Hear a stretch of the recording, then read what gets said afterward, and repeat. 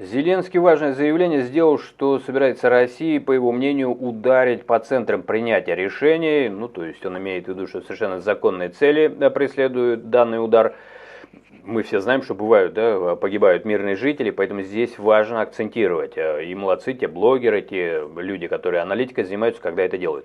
У них учусь. И проводить операции с территории Беларуси. Вот он подозревает, что Беларусь войдет в активную фазу, скажем так, участия в действиях. Больше того, Лукашенко уже много где цитирует то, что он высказывается. Там война идет, там она не идет. Идет. У него годы идут, в хорошем смысле.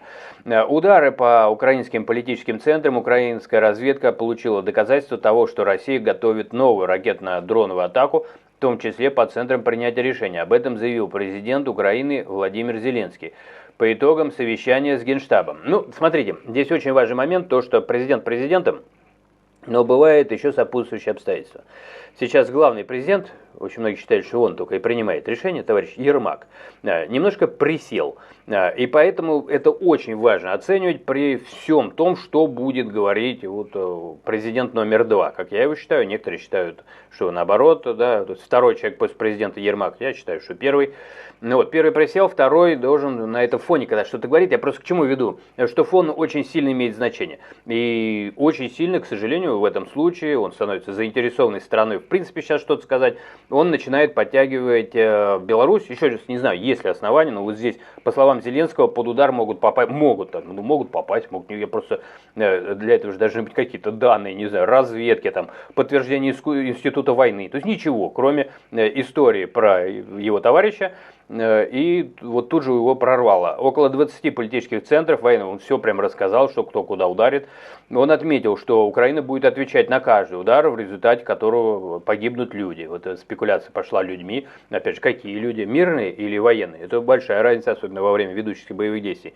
Есть цитата. «Мы совершенно справедливо отвечаем по российской нефтяной промышленности, военному производству и по тем лицам, которые непосредственно совершают военные преступления против Украины». Откуда вы это знаете? И украинцев.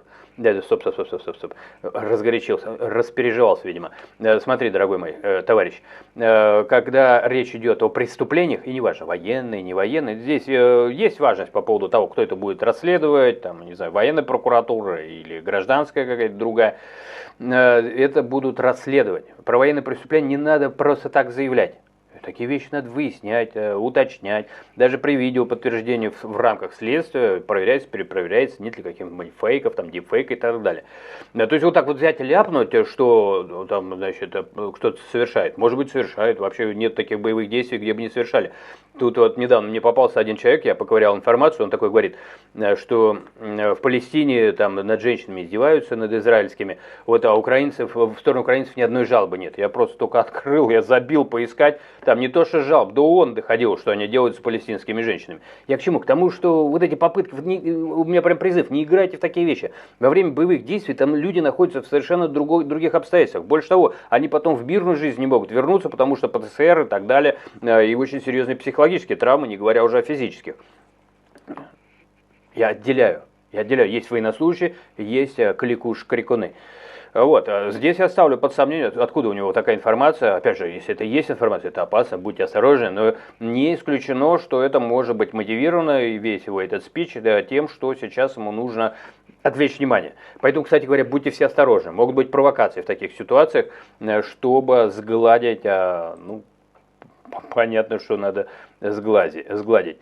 Так что вот мой, по крайней мере, комментарий, можешь не согласиться, я всем сочувствую, мирным гражданам, любым, для меня, так сказать, тут никакого разбора нету, мирные не должны страдать, не должны погибать, но если их плохо спасают, если их мало эвакуируют, если не могут объявить войну, если в этом есть необходимость сделать официальное объявление, чтобы любой буквально человек в любой стране тут же получал автоматически защиту, как беженец, ну, в общем, и так далее.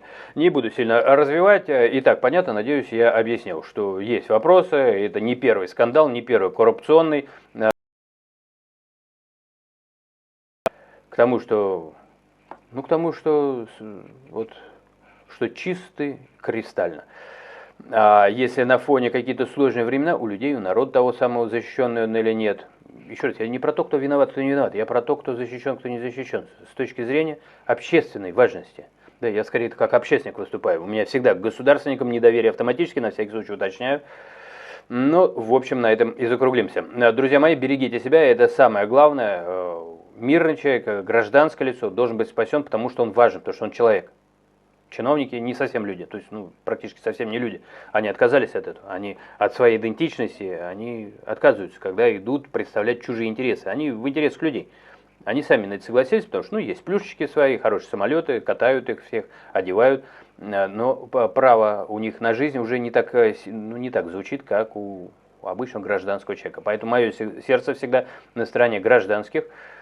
А чинуши, значит, прекращать воровать.